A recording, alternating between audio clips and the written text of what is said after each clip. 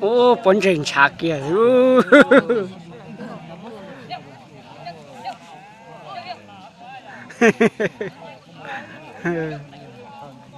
ô tôi nói tới chờ mà đâu chỉ vô sư ô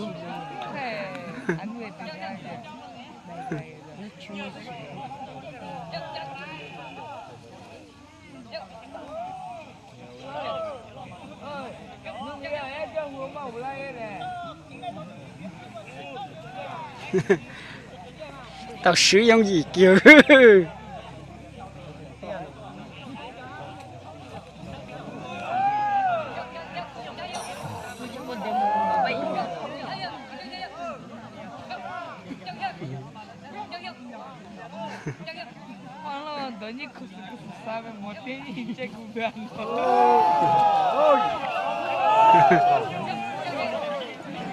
lâu tiệt tiệt rồi giờ từ mà lâu chịu được thừa rồi chỉ mà đi mà giờ nó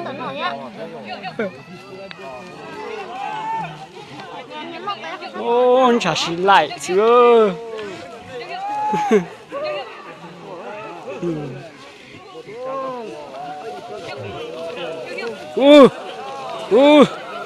nó rẻ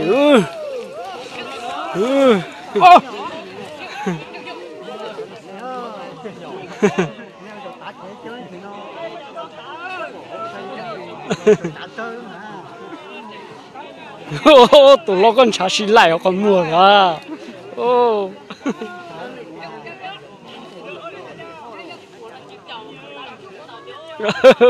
chỉ tao sử dụng gì kiểu cho từ mà chuẩn để mà sử dụng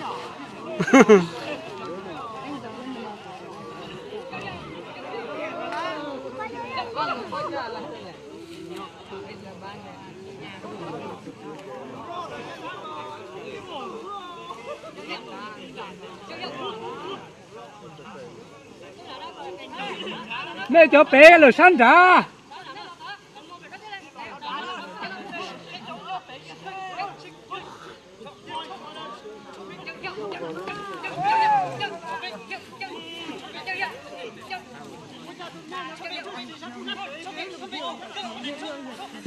你是老皮啊，是啥事？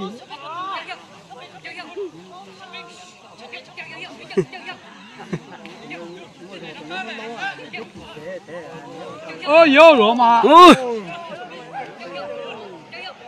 看到的那个龙的了。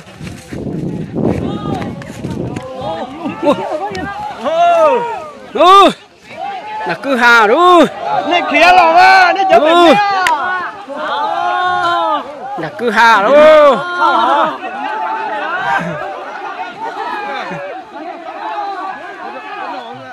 ừ, ừ, là cứ hà tiểu, sân nhà thì còn lâu ít thua. Nó lấy nó về họ cả cái đấy. xây nhà chứ xây nhà đúng không? Ô